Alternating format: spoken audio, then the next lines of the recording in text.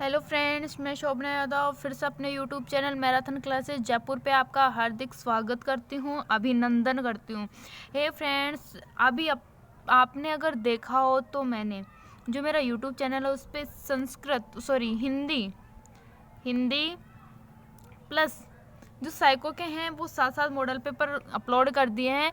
और आज मैं फर्स्ट जो वीडियो अपलोड करने जा रही हूँ वो है अपना पर्यावरण अध्ययन का जो फर्स्ट वीडियो मैं अपने यूट्यूब चैनल मैराथन क्लासेस पे अपलोड करने जा रही हूँ। हे फ्रेंड्स, अगर आप किसी भी एग्जामिनेशन की तैयारी कर रहे हो जिसमें आपका अगर आप किसी भी एग्जामिनेशन आर टेट हो, यूपी टेट हो, एच टेट हो, कुछ भी एग्जामिनेशन हो, वनपाल हो, वन रक्षक हो, जिसमें आपका जीके का पार्ट आता है उसके लिए आप ये वीडियोस आपके लिए बहुत ही बेहतर होगा और बहुत ही आपको अच्छे तरीके से समझाया जाएगा। इसमें आपको बहुत से क्वेश्चन मिलेंगे। और एक बार मैं आपको फिर से बता देना चाहती हूँ, जो रिट है यानी जो सिलेबस चेंज हुआ है उसमें ये नया टॉपिक जोड़ा गया है, जल का प्रबंधन और जल के स्रोत। तो फ्रेंड्स, आप इसको ध्यान से पढ़ें, ध्यान से सुने। अगर कोई चीज़ समझ में नहीं आ रही है तो मेरे को कमेंट बॉक्स में ज़रूर बताएं। सो फ्रेंड्स, अगर हम बिना समय गवाए अपना जो वो चैनल है उसको स्टार्ट करते हैं तो अपना फर्स्ट आ रहा है जल के स्रोत। यहाँ पे जल के स्रोत अपने को देखने को मिल रहे हैं। मैं फिर से आपको बता देना चाहती हूँ, ये अपने जो रिट का सिलेबस है फर्स्ट लेवल में नया जोड़ा हुआ टॉपिक है। ये फर्स्ट लेवल में न्यू टॉपिक जुड़ा है। सो स्टार्ट करते हैं। जल के स्रोत, यहाँ पे अपने को जल के स्रोत बता रहे हैं, ठीक है। जल के स्रोत, भारत में विश्व के जल संसाधनों का 4% पाया जाता है। जो विश्व का जल संसाधन है उसमें जो 4% है, यानी टोटल का जो 4% है, ऑल वर्ल्ड में जितना जल संसाधन पाया जाता है उनमें से जो 4% है वो भारत में यानी अपने जो इंडिया में पाया जाता है। नेक्स्ट आ रहा है, जल को भविष्य का नीला सोना भी कहा जाता है। ये बहुत बार एग्जाम में पूछा गया है कि जल संसाधन विश्व का कितना % जल संसाधन भारत में उपलब्ध है, तो ये है 4%। मैं फिर से रिपीट कर रही हूँ कि विश्व का जो जल संसाधन है उनमें से भारत में पाया जाता है। ऑप्शन दे देगा आपको 4%, 3%, 2% या 9%। तो अपने का राइट आंसर क्या होगा? 4%। और भविष्य में जल को क्या कहा जाता है? तो भविष्य में जल को नीला सोना कहा जाता है, क्योंकि जो जल है बहुत दूर में फैला रहता है, वो ब्लू दिखता है या नीला दिखता है, तो इसको नीला सोना कहा जाता है। आगे देखते हैं अपन, पृथ्वी पर संपूर्ण जलमंडल 70.8%।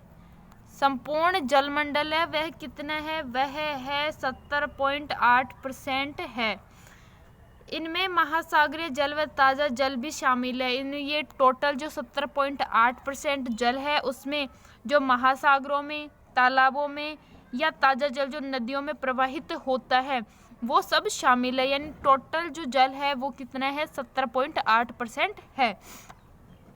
नेक्स्ट क्वेश्चन अपने ताज़ा जल कितना है? ताज़ा जल कितना है यानी पीने योग्य जो जल है।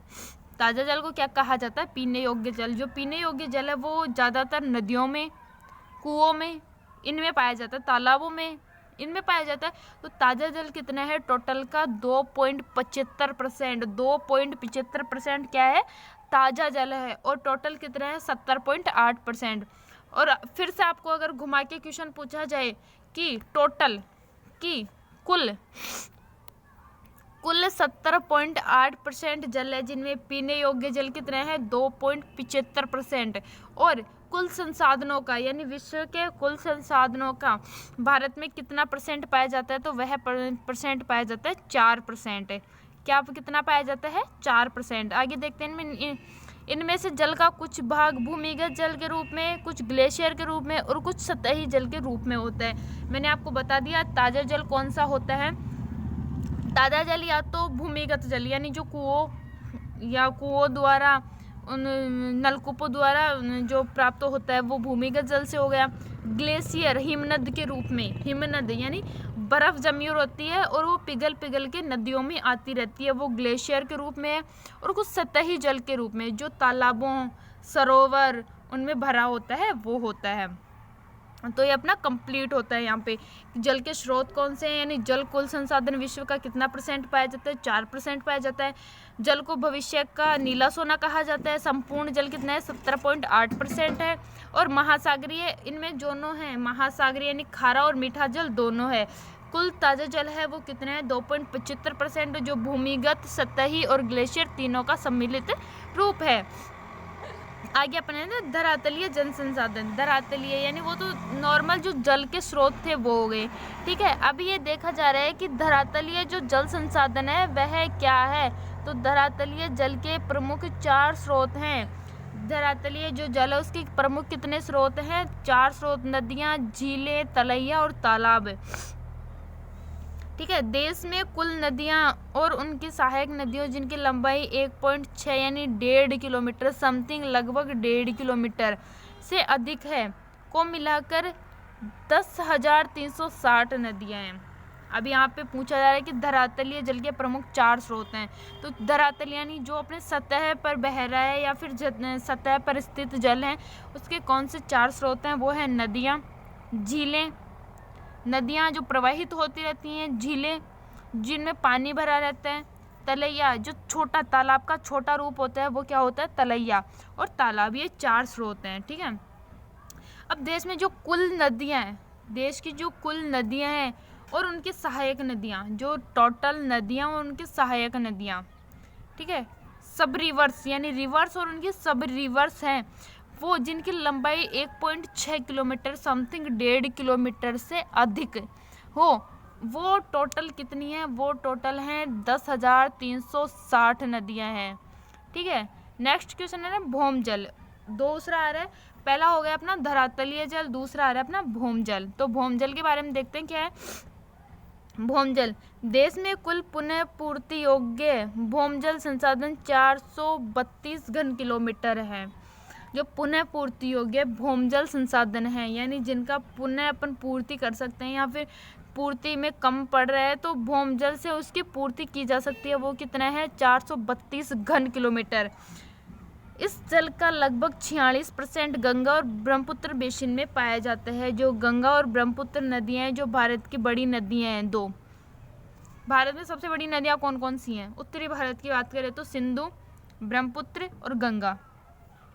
तो इनमें 46% यानी टोटल 432 घन किलोमीटर में 46% जो जल है वो गंगा और ब्रह्मपुत्र बेसिन या उनकी नदियों में पाया जाता है। पंजाब, हरियाणा, राजस्थान और तमिलनाडु राज्यों में भौम जल का उपयोग बहुत अधिक होता है। पंजाब, हरियाणा, राजस्थान, क्योंकि पंजाब, हरियाणा, राजस्थान और तमिलनाडु में नदियों का जो बहाव है या नदियों का जो क्षेत्र है वो बहुत ही कम आता है। देखा जाए तो मुख्य तौर पे इनमें से कोई नदियां नहीं है, इनमें नदियां या तो होती हैं सुप्त, यानी जो बारहमासी नदियां नहीं होती, तो ये अपने उपयोग के लिए भूमि से जल प्राप्त करते हैं। सतह पर इनके पास जल बहुत कम उपलब्ध होता है या फिर होता ही नहीं है, तो यहाँ पर ये भूमि से जल जो है वो प्राप्त करते हैं। तो भौम जल का सर्वाधिक प्रयोग, कई बार क्वेश्चन पूछ लेता है भौम जल का सर्वाधिक उपयोग करने वाले राज्य हैं। ऑप्शन देगा पंजाब, दूसरा देगा महाराष्ट्र, तीसरा देगा यूपी और चौथा दे देगा बिहार। तो इसमें कौन सा है, पंजाब। तो अपने को याद रखना है कि पंजाब, हरियाणा, राजस्थान और तमिलनाडु ये 4 राज्य ऐसे हैं जो भौम जल का सर्वाधिक उपयोग करते हैं और टोटल 432 घन किलोमीटर भौम जल पुनः पूर्ति योग्य होता है और 46% है वो कहाँ पाया जाता है, गंगा और ब्रह्मपुत्र बेसिन में पाया जाता है। फिर तीसरा है लेगुन, लेगुन और या तथा पश्च जल। लेगुन क्या होता है, लेगुन होते हैं कि महासागर या नदियों के पास में जो क्षेत्र होता है जहाँ पर छोटे छोटे कटाव होके वहाँ पर छोटी छोटी झीलें निर्मित हो जाती हैं, वो होता है लेगुन या पश्च जल। तो आगे देखते हैं अपन क्या बोल रहे हैं। भारत की समुद्र तट रेखा के किनारे बहुत सी लेगुन झीलें बन गई हैं। भारत की जो समुद्री तट रेखा है उसके किनारे यानी जो नदियों द्वारा जो लहरें आते हैं उनसे कटाव हो के छोटी छोटी झीलें बन गई हैं जिनको लेगुन झील कहा जाता है। केरल, ओडिशा तथा पश्चिम बंगाल में लेगून झीलों में बड़े धरातलीय जल संसाधन विद्यमान हैं। केरल, ओडिशा और पश्चिम बंगाल। केरल कहाँ है? जो अपना इंडिया है उसका दक्षिण किनारा केरल। उड़ीसा पूर्व की साइड है। पश्चिम बंगाल ये पूर्व में। तो इनके जो किनारे हैं उन पे जो लहरें वो टकरा टकरा के छोटी छोटी लेगून बन गई हैं। जो एक लेगून बन गई है तो वहाँ पे जल संसाधन उपलब्ध होगा, सामान्य सी बात है। तो वहाँ पर जो लेगून है वो हमेशा जल से भरी रहती हैं, तो धरातलीय जल संसाधन विद्यमान होता है। आगे देख रहे हैं अपन, इनमें खारा जल पाया जाता है जो कि मछली पालन से चावल की कुछ निश्चित किस्म, नारियल आदि के लिए सिंचाई में प्रयोग किया जाता है। जो लेगून होती हैं सामान्य तौर पर देखते हैं तो महासागरों में खारा जल ही पाया जाता है, और लेगूनों का जो निर्माण होता है वो अधिकतर महासागरों के किनारे ही होता है। तो मछली पालन के लिए, क्योंकि मछलियाँ अक्सर पानी में जिस तरह के पानी में रहती है उस तरह के पानी में वो उस योग्य हो जाती हैं। चावल के लिए और नारियल की जो निश्चित किस्म होती हैं उसके सिंचाई के लिए महत्वपूर्ण होता है। 22 मार्च को जल दिवस मनाया जाता है। कई बार एग्जाम्स में पूछा गया है कि विश्व जल दिवस कब मनाया जाता है, तो 22 मार्च को विश्व जल दिवस मनाया जाता है। विश्व जल दिवस कब मनाया जाता है? 22 मार्च को विश्व जल दिवस मनाया जाता है। अब ये हो गया अपने सामान्य तौर पर इंडिया की बात कंप्लीट हो गई। ठीक है, कि इंडिया में कितना % जल है, विश्व का कितना % इंडिया में पाया जाता है, और जो लेगून है वो कहाँ कहाँ होती है। केरल, उड़ीसा और पश्चिम बंगाल के किनारों पर लेगून पाई जाती हैं जहाँ पे खारा जल होता है, और वह जल मत्स्य पालन, चावल की कुछ निश्चित किस्म और नारियल की सिंचाई के लिए उपयुक्त होता है। और कुल पीने योग्य पुनः पूर्ति योग्य भूमजल होता है वो 432 घन किलोमीटर होता है। ठीक है, जिसमें 46% जो गंगा और ब्रह्मपुत्र नदी बेसिन में पाया जाता है। 22 मार्च को क्या मनाया जाता है? विश्व जल दिवस मनाया जाता है। आगे अपन देखते हैं राजस्थान में जल के बारे में बात करते हैं। राजस्थान में सतही जल कितना होता है? तो राजस्थान में सतही जल होता है 1.16%, 1.16%। क्योंकि अपन देखते हैं कई बार ये अपनी ये गलती होती है। सामान्य तौर पर अगर देखिए पॉइंट के बाद की जितने भी अक्षर हैं उनको अलग अलग बोला जाता है। अपन बोल देते हैं 1.16%, वो गलत बात है क्योंकि यहाँ पे होगा 1.16%। राजस्थान में भूमिगत जल कितना होता है? राजस्थान में भूमिगत जल है 1.70%। अभी अपन ने ऊपर बात की थी कि सर्वाधिक भूमिगत जल का प्रयोग करने वाले राज्य कौन से हैं, तो सर्वाधिक भूमिगत जल का प्रयोग करने वाले राज्य हैं पंजाब, हरियाणा, राजस्थान और तमिलनाडु। तो भूमिगत जल राजस्थान में कितना पाया जाता है? 1.70% पाया जाता है। राजस्थान में जो सतही जल होता है वो कितना होता है? तो वह होता है 1.16%। या फिर अगर अपन एक शुद्ध तौर पे देखें तो इसको बोल सकते हैं कि राजस्थान में सतही जल की मात्रा 1.16% होती है, और राजस्थान में भूमिगत जल की मात्रा होती है वो होती है 1.70%। आगे देखते हैं चंबल। राजस्थान में सर्वाधिक सतही जल देने वाली नदी 927 करोड़ घन मीटर, यानी सेकंड स्थान पर बनास नदी का है। पहली जो नदी है जो सर्वाधिक अपने को जल देती है, सतही जल देती है, वो होती है चंबल नदी, और दूसरी है बनास नदी। दूसरी क्या है? बनास नदी। अगर अपने को पूछा जाए कि चंबल नदी अपने को सतही कितना जल देती है, तो 927 करोड़ घन मीटर। 927 करोड़ घन मीटर जो जल देती है वो देती है चंबल नदी, और सेकंड नंबर पे देती है अपने को बनास नदी। आगे देखते हैं अब अपन देखते हैं नॉर्मल तौर पे इतने ही क्वेश्चन पूछे जाते हैं कि राजस्थान में सतही जल कितना है, तो वह कितना है? सतही जल 1.16%, और भूमिगत जल कितना है? 1.70%। ये भूमिगत जल हो गया।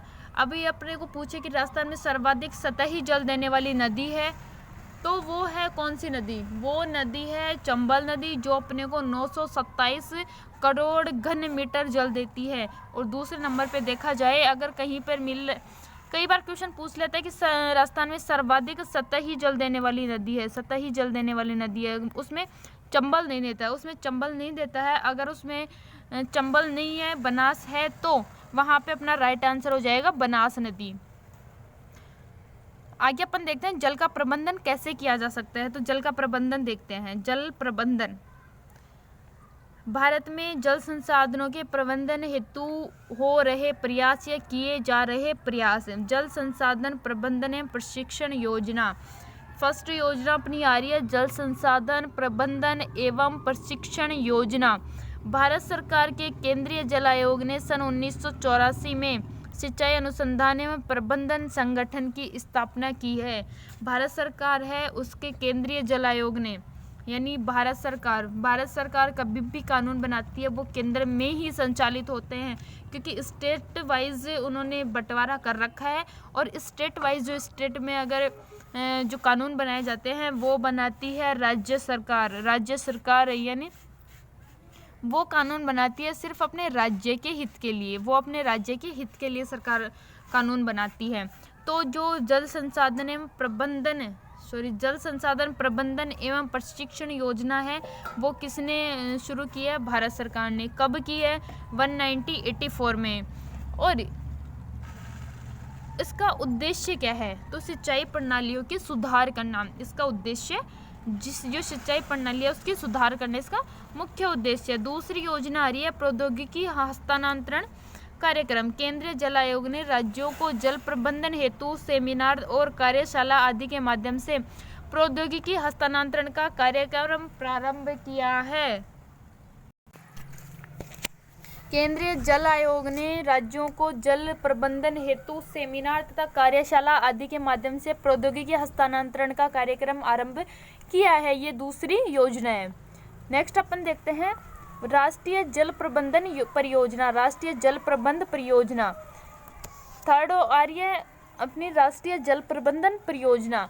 भारत सरकार ने वर्ष 1986 में विश्व बैंक की सहायता से राष्ट्रीय जल प्रबंधन परियोजना प्रारंभ की है। भारत परियोजना है उसने 1986 में, यानी 1986 में विश्व बैंक की सहायता से अपने को पूछा जाए कि राष्ट्रीय जल प्रबंध परियोजना का शुभारंभ किसके सहायता से किया गया, तो वो किया गया था विश्व बैंक की सहायता से 1986 में। आगे देखते हैं इस परियोजना के माध्यम से भारत के कृषि क्षेत्र को विकसित करने का कार्य किया। जो भारत का कृषि क्षेत्र है उसको विकसित करने का कार्य किया जा रहा है। वाटरशेड प्रबंधन योजना, वाटरशेड प्रबंधन परियोजना है वो भी भारत सरकार की ही परियोजना है। वाटरशेड प्रबंधन योजना द्वारा भारत के विशाल जनसंख्या वाले देश की जनता के लिए भविष्य की मांग को पूरा करने हेतु जल का प्रबंधन किया जा सकेगा। मतलब जो भारत सरकार जो विशाल देश की जनता के भविष्य की मांग को देखते हुए यह प्रबंधन किया जा सकेगा। यह कार्यक्रम लोगों को जल के कारण होने वाले खतरे, रोगों एवं दोषपूर्ण जल पीने के दुष्प्रभाव से बचाता है। इस कार्यक्रम के द्वारा हरियाली तथा वन क्षेत्र को भी बढ़ाया जा सकता है। जो ये कार्यक्रम है उसके द्वारा जो जल में अशुद्धियाँ होती हैं या फिर जल से जो कई प्रकार के रोग होते हैं उससे बचाने के लिए तथा हरियाली एवं वन के जो उचित प्रबंधन है उसके लिए चलाया गया ये वाटरशेड प्रबंधन योजना। नेक्स्ट अपन देखते हैं नवीन राष्ट्रीय जल नीति। ये बहुत ही इम्पोर्टेंट है क्योंकि करंट अफेयर्स में भी इसको लिया गया है। सो फ्रेंड्स इसको बहुत ध्यान से देखना है। नवीन राष्ट्रीय जल नीति की घोषणा कब हुई थी? 2019 को। भारतीय सरकार नई राष्ट्रीय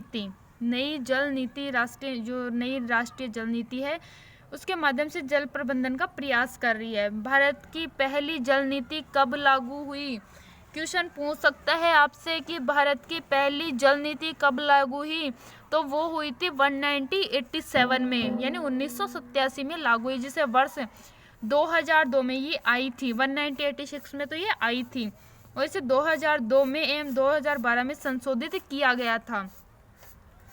पहले इसमें संशोधन हुआ या फिर अपने से क्वेश्चन पूछ सकता है कि भारत की पहली जल नीति 1986 में आई थी, उसमें प्रथम बार संशोधन कब किया गया, तो उसमें 2002 में किया गया था। या फिर उसमें किया जाए कि उसमें संशोधन किया गया तो अगर 2002 नहीं मिले 2012 हो तो वो भी अपना बिल्कुल राइट आंसर होगा।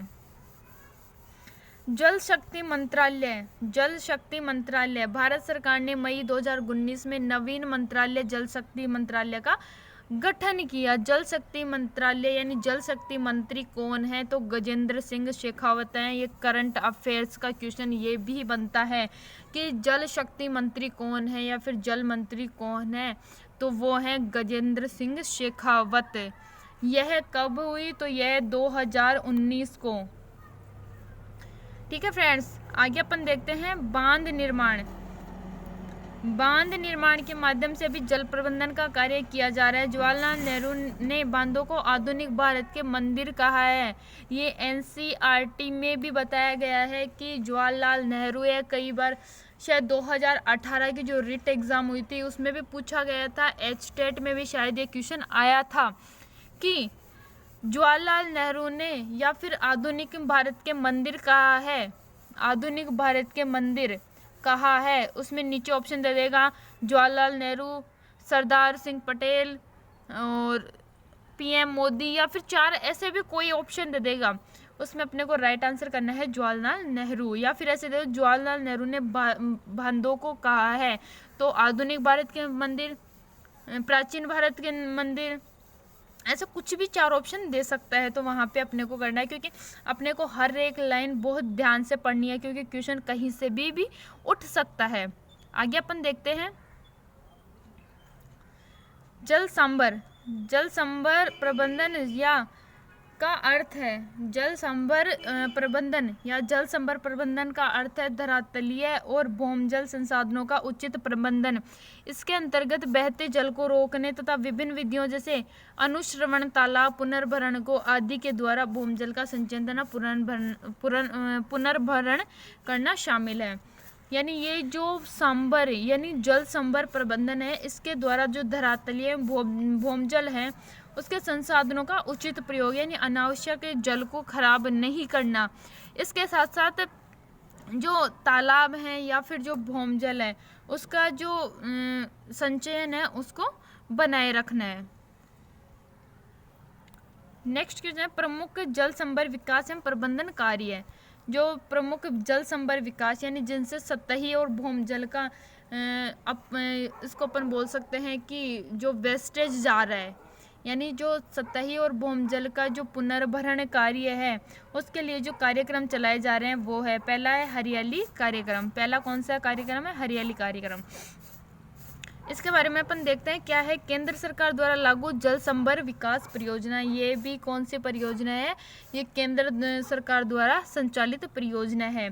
इसका उद्देश्य क्या है? हरियाली योजना है, उसका उद्देश्य क्या है? तो इसका उद्देश्य ग्रामीण जनसंख्या को पीने, सिंचाई, मत्स्य पालन, वन रोपण के लिए जल संरक्षण के योग्य बनाना है। हरियाली कार्यक्रम उसका उद्देश्य है कि ग्रामीण जनसंख्या को पीने, सिंचाई, मत्स्य पालन, वन रोपण के लिए जल संरक्षण के योग्य बनाना है। नीरू मीरू यानी जल और आप, नीरू यानी जल, मीरू यानी आप, आंध्र प्रदेश सरकार द्वारा लागू। ये जो परियोजना है वह आंध्र प्रदेश सरकार द्वारा लागू है।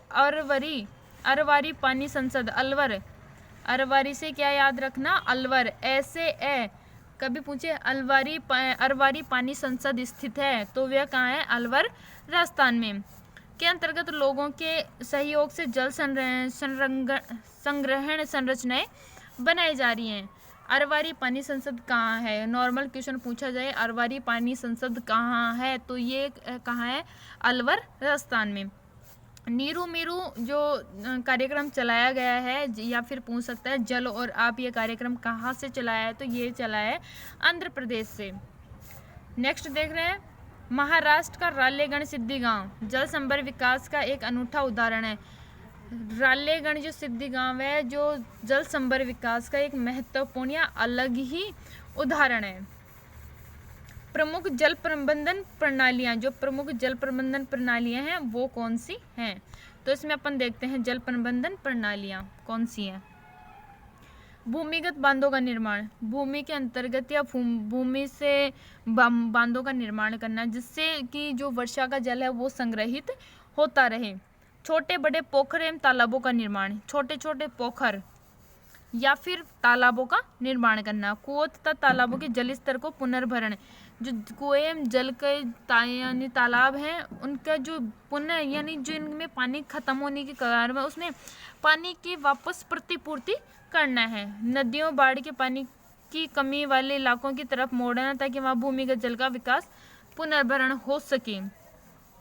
जहाँ पर अक्सर नदियाँ आती रहती हैं ऐसे क्षेत्र में, और एक पहला चित्र ये होता है कि जहाँ पर हमेशा बाढ़ आती रहती है या फिर नदियाँ प्रवाहित होती रहती हैं, तो ऐसे क्षेत्र में। और दूसरा चित्र ये होता है कि जहाँ पर सूखा पड़ रहा है, पानी पीने की भी बहुत कमी आ रही है, तो जहाँ पर बाढ़ आ रही है उसके पानी को सूखे इलाके की तरफ मोड़ना है।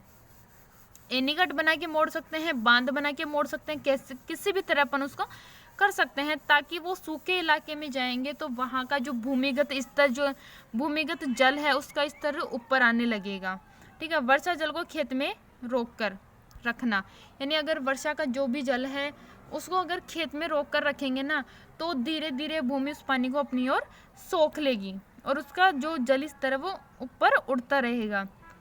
अब ये बोल रहा है कि राजस्थान में जल संरक्षण की जो विधियां हैं वह कौन कौन सी हैं। तो वर्षा जल संरक्षण विधियां, यानी वर्षा के जो जल का संरक्षण है उसकी जो विधियां हैं वो हैं। अब उसमें आ रहा है पहली परंपरागत विधि, यानी जो पहले से चली आ रही है, परंपरागत यानी जो प्राचीन समय से चली आ रही है वो विधि। तो इसमें पहली आ रही है आगोर, यानी वर्षा जल संग्रहण हेतु कैचमेंट एरिया। वर्षा जल संरक्षण हेतु कैचमेंट एरिया, ये होती है एक विधि।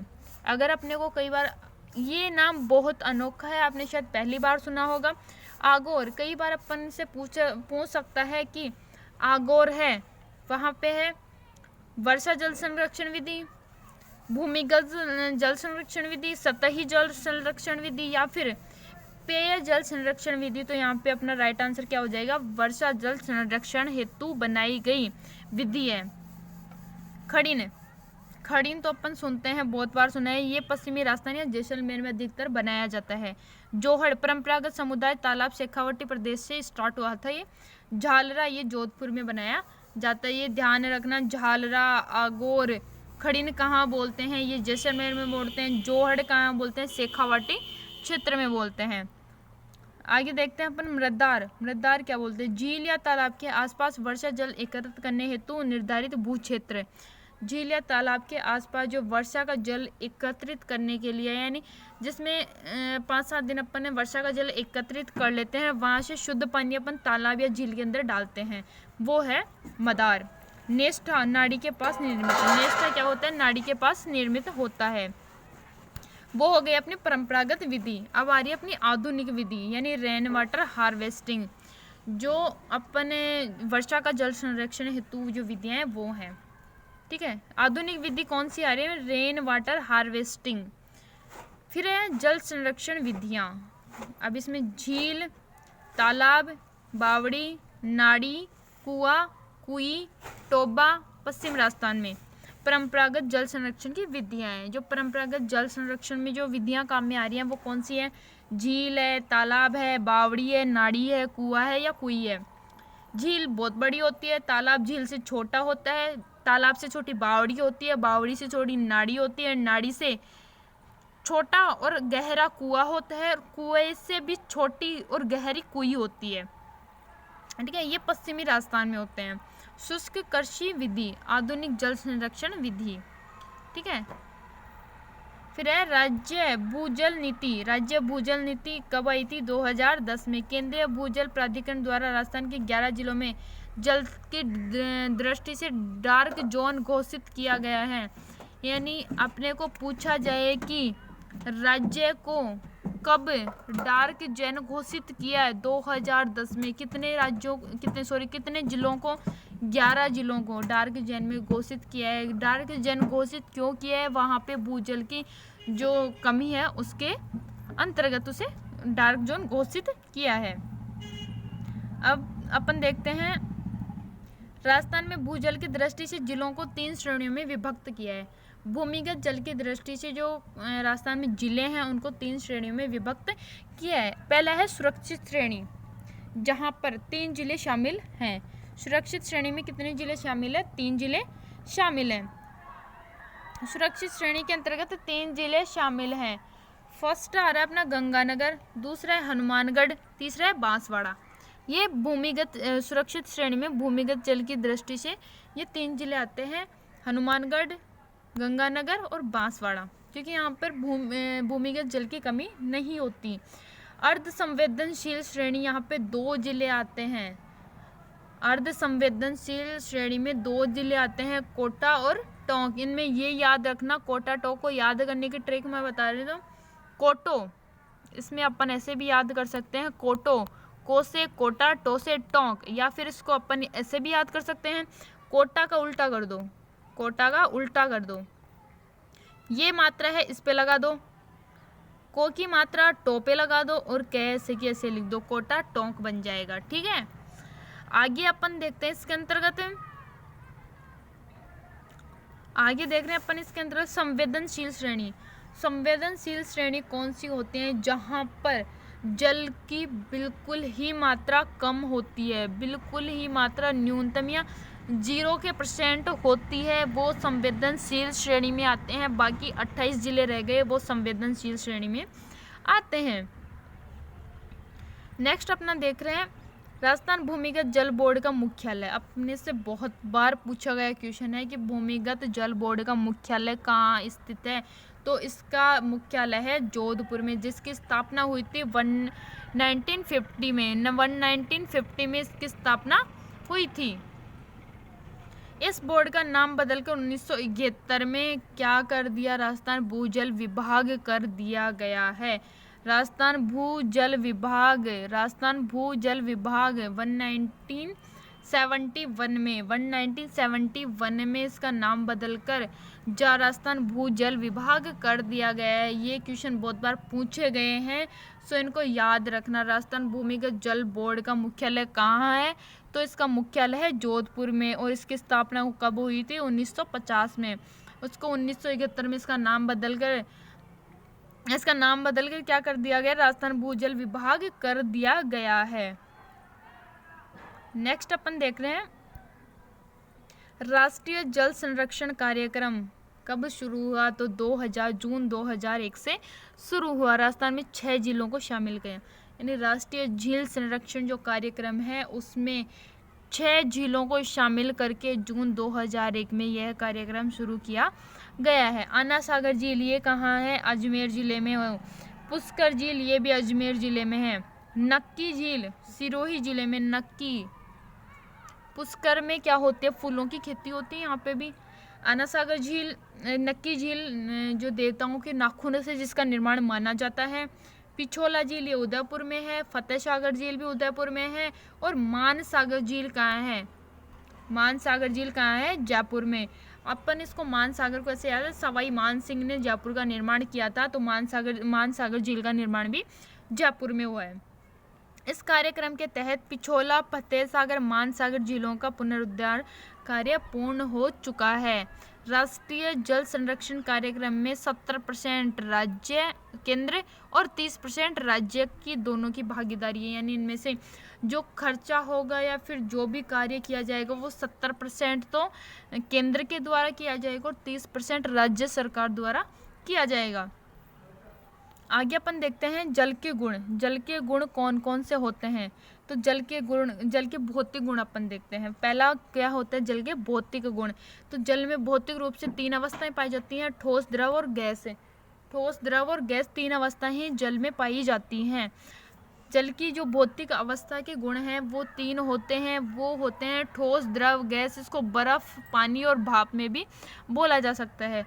दूसरी होती है घनत्व। घनत्व के आधार पर देखते हैं अपन।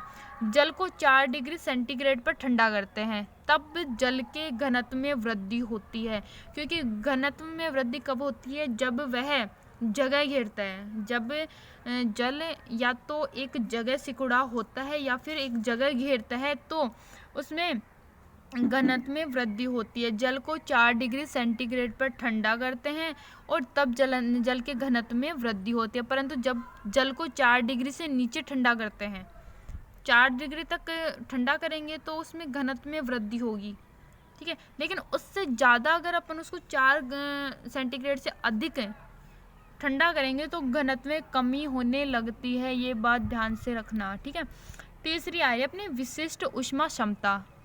पहला हो गया अपना भौतिक के आधार पर, दूसरा हो गया घनत्व के आधार पर, तीसरा होता है ऊष्मा क्षमता के आधार पर। तो इसमें देखते हैं किसी पदार्थ की ताप को ग्रहण करने की क्षमता को उसकी विशिष्ट ऊष्मा कहा जाता है, कि कौन सा पदार्थ कितने ताप को सहन कर सकता है। जैसे पानी है 50 डिग्री सेंटीग्रेड पर उबलने लगता है, तो उसकी जो क्षमता होती है, ऊष्मा क्षमता होती है, वो 50 डिग्री होगी, ठीक है। तो कौन सा पदार्थ कितनी ताप को सहन कर सकता है, वह उसकी ऊष्मा क्षमता होती है। पानी की विशिष्ट ऊष्मा ज़्यादा होती है, पानी की जो विशिष्ट ऊष्मा है वो ज़्यादा होती है। यही कारण है कि पानी को उबलने में अधिक समय लगता है, क्योंकि पानी कितने डिग्री पर, 50 डिग्री पर उबलने लगता है। चौथा अपना ना सतही तनाव या पृष्ठ तनाव या सतही तनाव के आधार पर, सतही तनाव के आधार पर पानी में उच्च पृष्ठ तनाव होता है, इसी कारण छोटे कीड़े पानी में चल पाते हैं। यानी उच्च पृष्ठ, ऊंचाई की तरफ, जैसे ये पानी का तालाब है, ठीक है, यहाँ पर इसका घनत्व अधिक होता है या दाब अधिक होता है, ठीक है, यहाँ पर इसका दाब कम होता है। तो ये छोटे मोटे जो कीड़े हैं वह उसके तल के पास ज़्यादा रहते हैं, क्योंकि वहाँ पर उनको कम तनाव की या कम दाब की ज़रूरत होती है। आगे देख रहे हैं जल चक्र। जल लगातार एक चक्र के रूप में घूमता रहता है, जिसे जल चक्र कहते हैं। इसमें वाष्पीकरण, वर्षा, वापस सागर में पहुंचना शामिल है। अब इसको आप अगर अच्छे तौर पे समझना चाहते हैं तो मैं इसके लिए आपका अलग से एक वीडियो शेयर कर दूंगी, अगर आप समझना चाहते हैं जल चक्र को तो, ठीक है। तो मेरे को कमेंट बॉक्स में बता देना अगर आपको जल चक्र समझना है तो, ठीक है। आगे देख रहे हैं क्वथनांक। जब ताप पर कोई तरल पदार्थ उबलता है, यानी उबलना, उसका क्वथनांक कहते हैं कि कितने डिग्री सेंटीग्रेड पर वह पदार्थ उबल रहा है, वह उसका क्वथनांक कहलाता है। जल का क्वथनांक 100 डिग्री सेंटीग्रेड होता है, ये चीज़ ध्यान में रखना। जल का क्वथनांक है वो 100 डिग्री सेंटीग्रेड होता है। जल 0 डिग्री सेंटीग्रेड ताप पर बर्फ़ में बदल जाता है। 0, अब भी अपने से पूछा जाए कि बर्फ़ जमती है 0 डिग्री सेंटीग्रेड पर, -1 डिग्री सेंटीग्रेड पर, -2 डिग्री सेंटीग्रेड या फिर -15 डिग्री सेंटीग्रेड पर। तो 0 डिग्री सेंटीग्रेड पर जो जल है वो बर्फ़ का रूप ले लेता है। आगे देख रहे हैं हम जल के रासायनिक गुण। अब इसमें जल के रासायनिक गुण बताए गए हैं। तो पहला है जल की अणुसंरचना। जल की अणुसंरचना कैसी होती है। जल एक आम रासायनिक पदार्थ है, सभी को पता है आम रासायनिक पदार्थ है, जिसका अणु 2 हाइड्रोजन यानी हाइड्रोजन के कितने अणु होते हैं यहाँ पे, 2 अणु, और ऑक्सीजन परमाणु से बना है, यानी 1 ऑक्सीजन। हाइड्रोजन के 2 अणु, ऑक्सीजन का 1 अणु। तो इसका सूत्र, जो जल का सूत्र है वह होता है H2O, ठीक है, क्योंकि H तो कितना है यहाँ पे 2 यानी 2, और ऑक्सीजन का कितना अणु है यहाँ पे 1 है।